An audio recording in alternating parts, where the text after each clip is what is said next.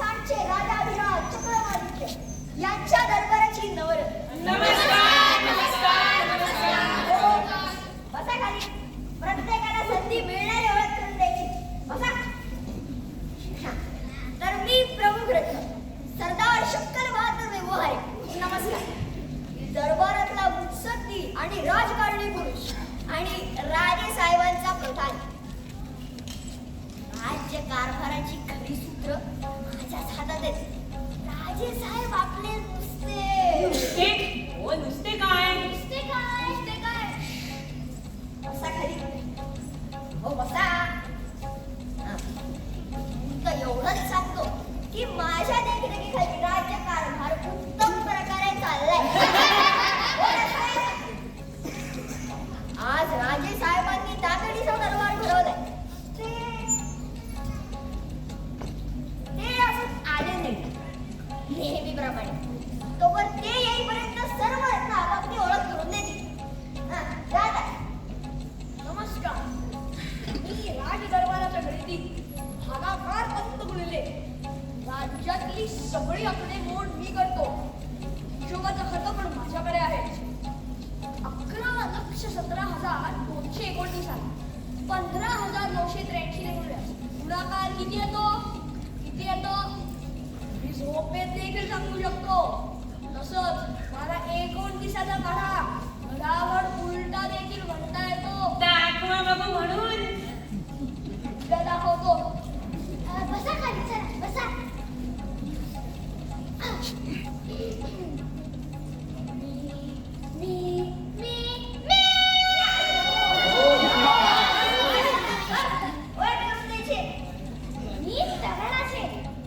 राजदरबाराचा गायक. आमच्या रक्तातच प्रथमपासून गायनाचे स्वर भिनलेले आहेत. आमच्या वडिलांची गायकी फरसाणा घराण्याची. आईचं घराणं भावगीत गायकांचं. आमची गायकी स्वतंत्रच आहे. खटमलपूरच्या राजदरबारातील सुप्रसिद्ध ख्याली उस्ताद बडेखा हमनमताज आहेत. यांच्या पट्ट शिष्य ज्योतिखा, ज्यांच्या जावयाचे सारंगी जे पकवाज हुसेन, त्यांच्या बहिणीच्या दिनाचे एचेरेबल सर्वमंत आमच्या शेजारी राहतात. अंघोळ करताना त्यांना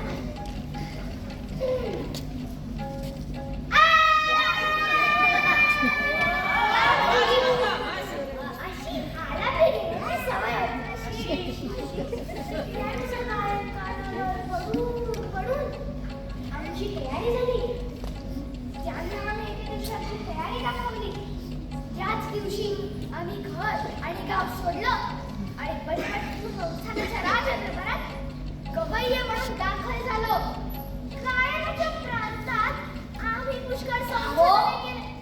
अहो बसा खाली. की बोलता? आमच्यात राहिले अजून. आमची गायकी फार प्रभावी आहे. राज्यातले इतर सगळे दळ गेले असता आम्ही स्वतः बांधलेल्या येळमल्ला नागाचे सूर अडवले. मात्र दळांना धो पाणी. भले कालव्याचं पाणी सोडलं तेव्हा कुठं नाला पाणी आलं. काय चीज होती.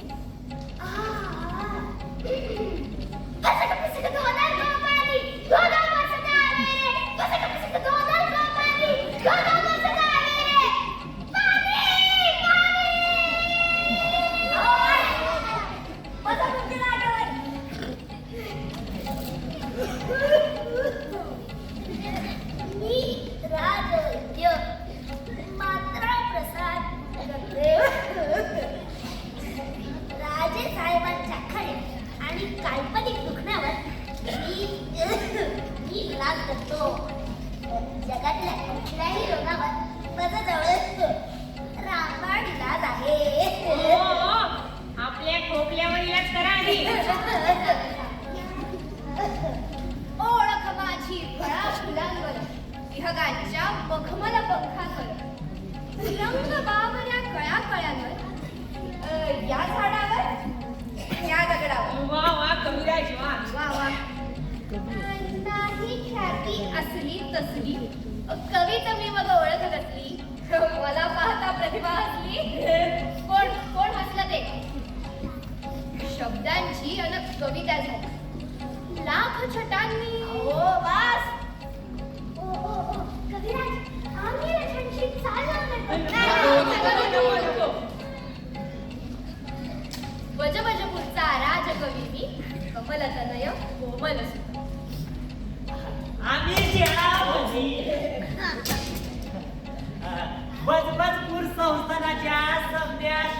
प्रमुख शत्रूला सामना देऊन आम्ही देशाचे संरक्षण करतो. आम्हाला या ठाऊक नाही.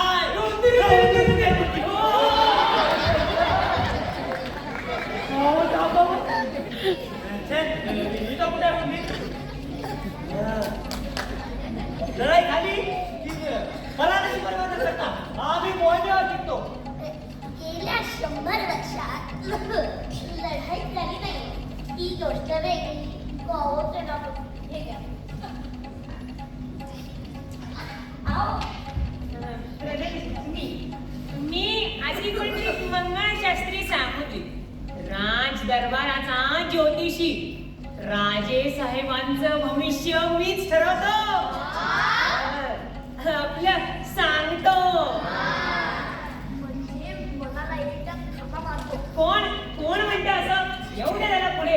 अहो मी म्हणतो का हो राजे साहेबांना पुत्ररत्न होईल असं भविष्य तुम्ही वर्तवलं आणि झालं कन्यारत्न. हे कसं काय? कसं काय म्हणजे काय? ऐन वेळेला त्यांना शनी वक्री आला, त्याला आम्ही काय करणार? आम्ही मुळी प्रारंभीच सांगितलं होतं, शनी जर वक्री आला नाही तर पुत्ररत्न, नाही पेक्षा कन्यारत्न, म्हणजे भविष्य ठरलं की नाही? हो बरोबर. म्हणजे तुम्ही भविष्य काय सांगितलं की कन्यारत्न होईल किंवा पुत्ररत्न. अहो हे भविष्य तर आम्ही सुद्धा सांगितलं असतं.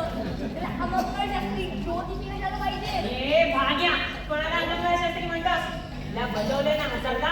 घ्यायचं असेल तर माझं संपूर्ण नाव घे म्हणून आधी पंडित मंगळशास्त्री म्हणायला जड वाटत का तुला? बरं तर मला भाग्यावर थापवतो तुझ्या कमळ्या. ये आणि बस किती पुढचा घेवर गाण्याला काय झालं? बसला घेवर काय तर हा निर्णय करता. शांत व्हा घाटाकार बंद शांत व्हा. अहो एवढं रागवायला काय झालं? काय झालं? अहो 5 वर्षापूर्वी रागा माझं भविष्य सांगतो की पुढच्या वर्षी मला परदेश पर्यटनाचा योग आहे म्हणून. परदेश राहू द्या त्या बदबस्त्रीच्या वेशी बाहेर बसले टाकलं अजून. भविष्याची बात सोडा. तुम्ही भविष्य कथनाचे माझे पैसे बुडले आणि वर हा कांगावा करता. पण असे किती पैसे तुमच्या भविष्य करण्याचे? माझा दर ठरलेला आहे. साध्या भविष्याला चांदीची मोर आणि चांगल्या भविष्याला सोन्याची मोर. मी ह्यांना चांगलं भविष्य सांगितलं, परदेश पर्यटनाचं. अहो 5 वर्ष झाली सोन्याची मोर देण्याची काही एक बात नाही. असा देवा याचं भविष्य थोडी मोठं ठरतो आणि त्याच्यात मी त्याला पैसे देऊ. पैशावर भविष्य अवलंबून असतं. हे नव्हतं ठाऊक आम्हाला. आराम खोरा, त्यात माझी मोर. जा जा ये आ बस की. बसा. चला बाकी थोडं ऐकून घ्या. परम पूज्य न्याय निष्ठुर दया सागर ज्ञानागय चक्रवादित्य राजेसाहेबांच्या दैदिप्यमान अशा कारकिर्दीत अति सुप्रसिद्ध अशा नवरत्नांच्या दरबारात मला मानाचं स्थान मिळालं. हे माझं पामराचं महाभाग्य.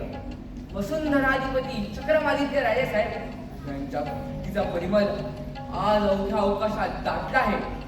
आकाशात ज्याप्रमाणे सूर्यनारायण त्याप्रमाणे भूतलावर श्री चक्रवादित्य राजेसाहेब आपल्या तेजाने तळपत आहेत.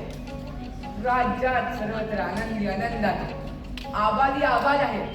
वाघ बकरीला खात नाही, मी बकरी वाघाला भीत नाही. श्रीमंत चक्रवादित्यांच्या राजवटीत माणसाला दुःख नाही, फुलाला काटा नाही. काय वडिलांनी त्यांची पूर्वी साक्षात विष्णूने घेतलेला हा 10वा. अरे हो, दशावतार आहेत ना, नव्हे 11वा अवतार आहे राजेसाहेबांचा. ओ महाशय, ओळख स्वतःची करून द्यायची होती, राजे साहेबांची नाही. हो, मी राजेसाहेबांचा स्तुतीपाठ अवडंबर लाचारे. हो विद्वान महोदया, अहो उपनिषद तीर्थम वेद पारिणः सकल शास्त्र संपन्नः प्रकांड पंडितः अस्मिन् वजवज पूजा राजोपाध्याय पदस्था करोमि कुर्मः चन्दनं न वने वने दक्षिणे लक्ष्मणो यस्य भावे. ओ बचितवा, मस्ती काय सांगायचं ते नीट मराठी होऊ द्या की. हे असलं ओम टोम कुणाला कळायचंय हो? हावी अकाळाची मूर्ख उद्धटपणाने बोलला. वराहाचार्य, आपण आपली ओळख मराठीतूनच करून द्यावी. तथास्तु. मी बदबदपूरचा राजोपाध्याय. म्हणजे प्रमुख पडली. तू मध्ये मध्ये बोलून मला